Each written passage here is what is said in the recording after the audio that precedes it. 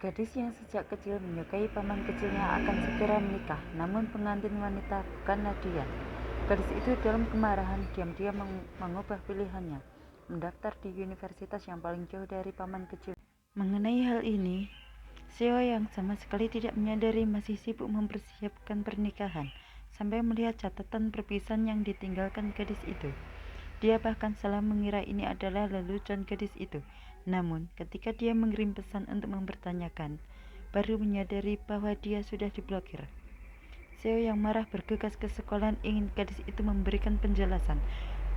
Namun aku tidak akan bisa memberikan penjelasan karena memang tidak ada berkas. Ini menunjukkan apa maksudnya?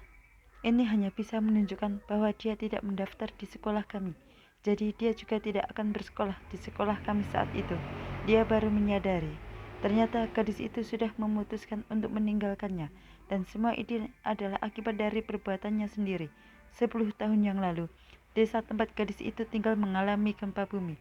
Dia diselamatkan oleh presiden dari bahaya.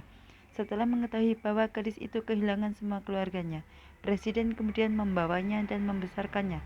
Namun, seiring berjalannya waktu, gadis itu menyadari bahwa dia memiliki perasaan untuk ini. Pamannya tidak memiliki hubungan darah. Pada hari ulang tahun gadis itu yang ke-18, dia mengumpulkan keberanian untuk mengungkapkan cintanya. Namun presiden sangat marah.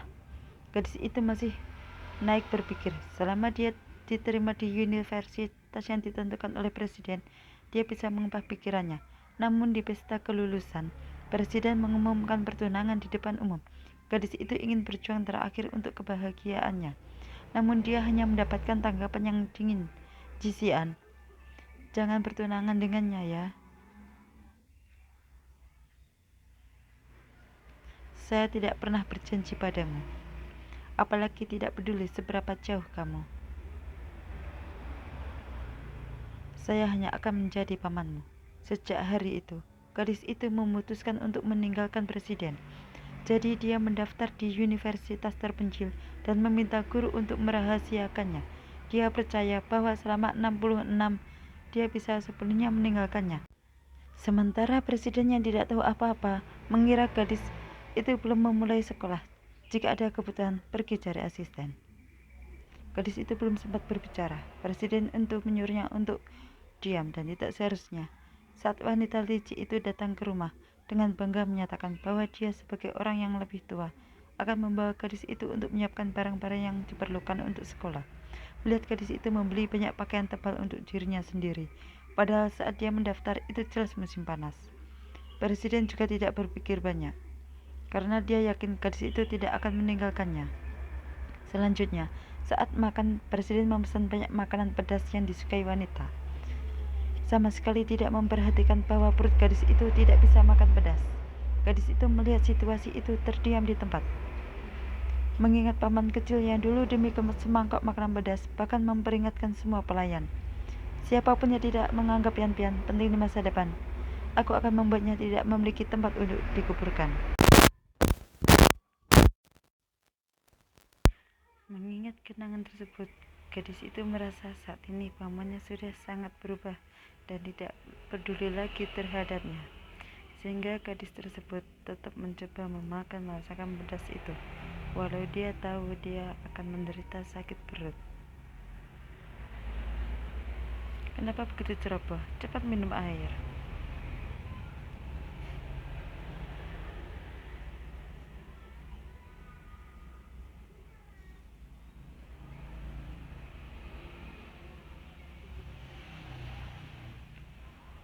Melihat perlakuan paman di depannya membuat gadis itu semakin hancur.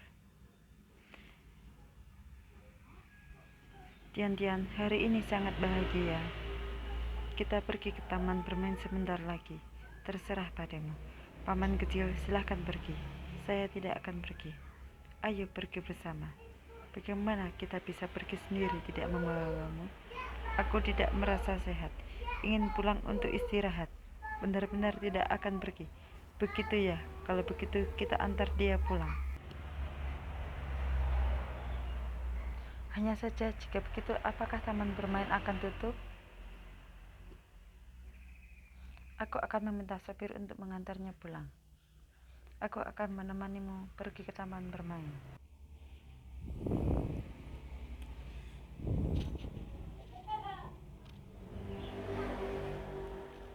Gadis itu menunggu hingga larut malam, tidak melihat supir datang menjemputnya. Dalam hati, dia tidak bisa tidak meragukan presiden, sama sekali tidak memberitahu supir. Kemudian dia pulang ke rumah sendirian. Ketidaknyamanan yang kuat memenuhi indera perasanya, dan dia hanya bisa diam-diam minum obat. Saat itu wanita licik mengirim pesan WeChat untuk pamer. Sudah beberapa hari tidak ada kabar dari presiden. Gadis itu diam-diam menjualnya, semua barang yang diberikan oleh presiden, bersiap untuk mengembalikan uang kepada presiden, bekerja sendiri untuk mendapatkan uang sekolah. Namun, pada hari pertama bekerja, gadis itu bertemu dengan wanita licik.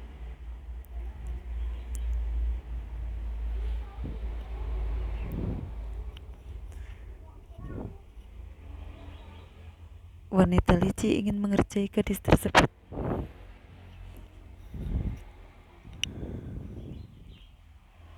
Kue saya.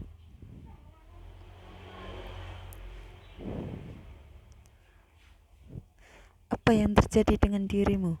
Ceroboh sekali. Kue yang baik-baik saja jadi seperti ini. Karena kamu. Maaf, itu masalah saya. Saya benar-benar minta maaf. Maaf? Apa gunanya minta maaf? Ini adalah kue yang bernilai 7 digit. Kue yang dipesan khusus. Bisakah kamu membayarnya? Maaf, saya benar-benar tidak sengaja. Seperti kamu yang mengantar makanan. Takutnya menjual diri sendiri. Tidak ada yang bisa membayar. Mungkin 10% dari kue ini. Sudahlah, hari ini adalah ulang tahun. Kue yang begitu enak jangan dibuang juga.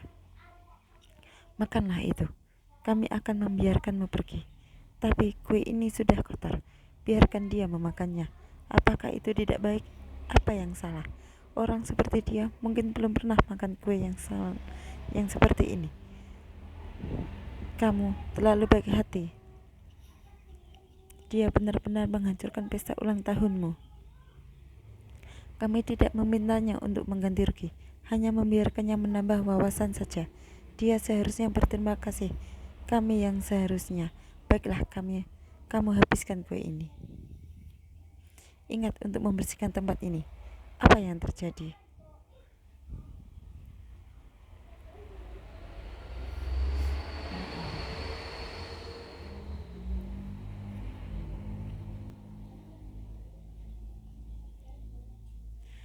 Pesta ulang tahun yang baik.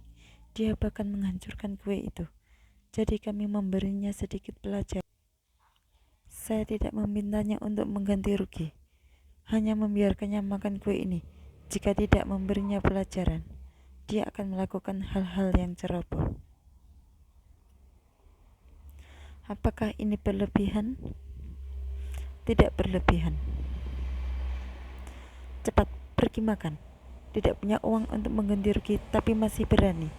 Kamu benarkah kamu ingin saya makan? Siatian.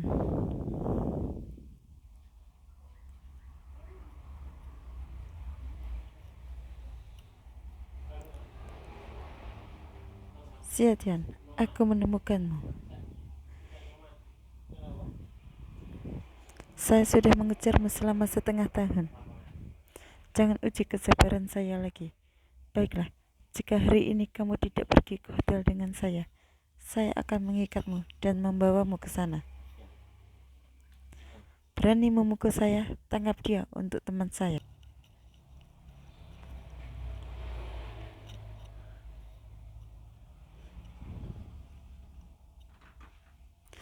Jika kamu berlutut sekarang, minta maaf kepada saya, tidur dengan saya bisa memaafkanmu. Ayo bertindak.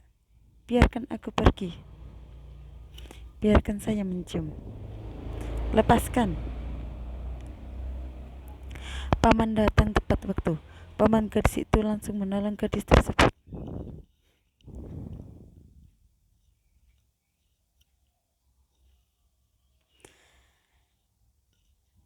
Jisian, kamu adalah Jisian. Pergi, jika kalian berani menyentuh Tian-Tian lagi, saya akan membuat keluargamu hancur. Baik, semua pergi.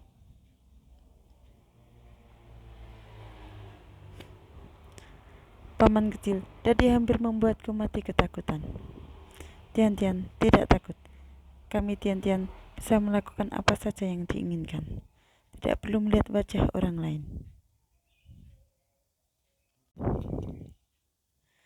Kamu melakukan kesalahan. Bukankah seharusnya dihukum? Baik, saya makan.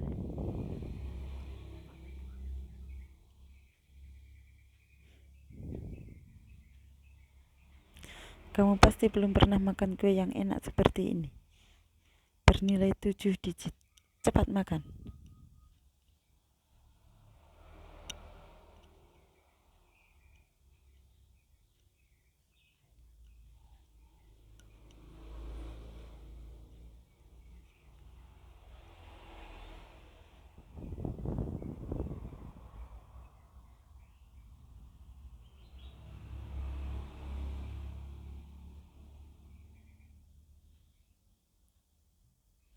Pergi.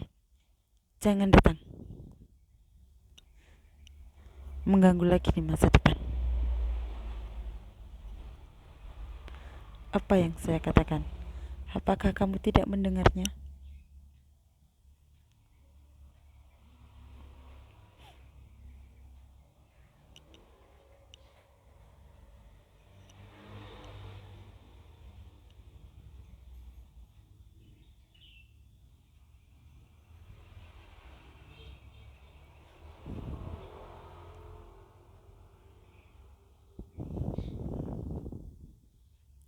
Kenapa harus mengantar makanan?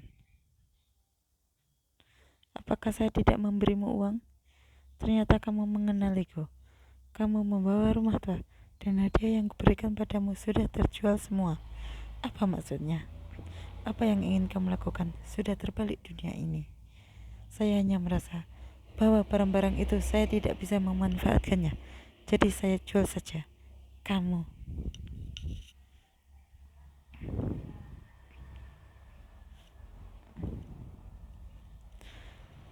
Halo, saya baru saja terjatuh.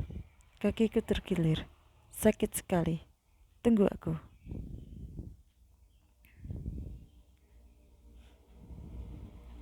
Untungnya dia cukup sibuk. Tidak akan menyadari rencanaku.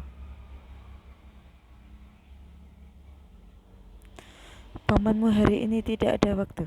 Aku akan mengajakmu makan malam. Tian-Tian, apakah kamu punya orang yang kamu suka? Tidak ada. Jangan malu-malu. Jika kamu tidak punya, saya akan memperkenalkanmu seorang pacar. Tidak perlu.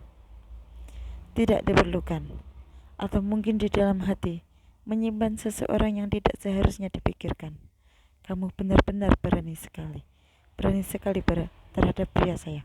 Memiliki pikiran seperti itu juga tidak tahu orang tuamu. Jika mereka tahu di alam baka, apakah mereka akan menyesal? Ternyata muncul kamu yang seperti ini. Anak perempuan yang licik.